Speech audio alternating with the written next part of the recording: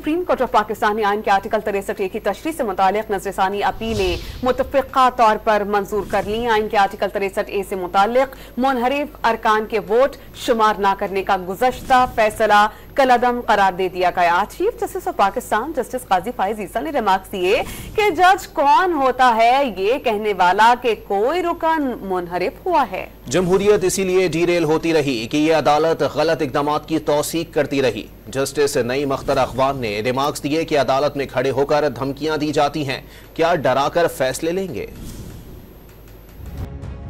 Chief justice Qazi Faez ईसा की सरबराही में supreme court के 5 रुकनी लार्जर बेंच ने आर्टिकल 63A की तशरीह के फैसले के खिलाफ नजरसानी अपीलों पर समाअत की। Justice Aminuddin, justice Jamal Mandokhel, justice Naeem Akhtar Afghan और जस्टिस मजहर आलम मियां खेल बेंच में शामिल थे। वकील अली जफर ने बताया कि बानी PTI ने बजरिया वीडियो लिंक पेश होने की इस्तदा की। पहले ये पता चल जाए कि बानी PTI को खुद दलाइल की इजाजत मिलती है या नहीं। चीफ जस्टिस ने रिमार्क्स दिए कि आप सियासी गुफ्तगू कर रहे हैं ताकि कल सुर्खी लगे। वकील अली जफर ने अपनी दरख्वास्त वापस लेते हुए कहा कि बानी PTI के मुताबिक बेंच की तश्कील दुरुस्त नहीं। उन्होंने दलाइल दिए कि हुकूमत आईनी तरमीम ला रही है और तासुर है कि अदालत हॉर्स ट्रेडिंग की इजाजत देगी, जिस पर चीफ जस्टिस ने रिमार्क्स दिए कि इस बात पर आप पर तौहीन अदालत लगा सकते हैं। आपकी इज्जत करते हैं, आप हमारी इज्जत करें। जस्टिस जमाल मंदोखेल ने इस्तिफसार किया कि अगर सदारती रेफरेंस पर फैसला नहीं राय है तो इस पर अमल दरामद कैसे हो रहा है। क्या सदर ने कहा था कि ये राय आ गई है, अब एक हुकूमत को गिरा दो।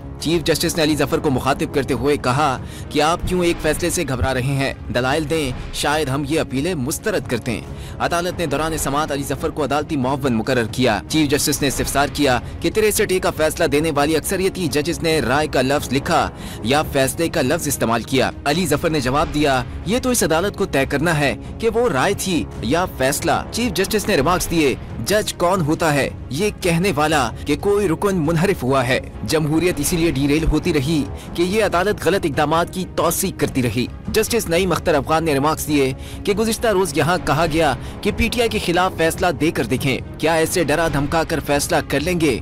अली जफर ने कहा कि जो कुछ बाहर चल रहा है उस पर आंखें बंद नहीं कर सकता। चीफ जस्टिस ने सवाल किया कि क्या अदालत मामला सदर को भेज दे कि वो फैसला करें कि किस राय से मुत्तफिक हैं, जिसकी additional attorney general Aamir Rahman ने मुखालफत की और कहा कि आईनी दरख्वास्तें निपटाने का मामला सदर को नहीं भेजा जा सकता। चीफ जस्टिस के इस्तिफसार पर फारूक एशनाइक ने बताया कि अगर सदर राय पर अमल न करे तो अदालत कार्रवाई नहीं कर सकती। अदालत ने सुप्रीम कोर्ट बार की नजरसानी की अपीलें मुतफ़िक़ा तौर पर मंजूर करते हुए आर्टिकल 63A की तशरीह का गुज़िश्ता फैसला कलअदम करार दे दिया। अदालत ने कहा कि वजूहात तफसीली फैसले में लिखी जाएंगी।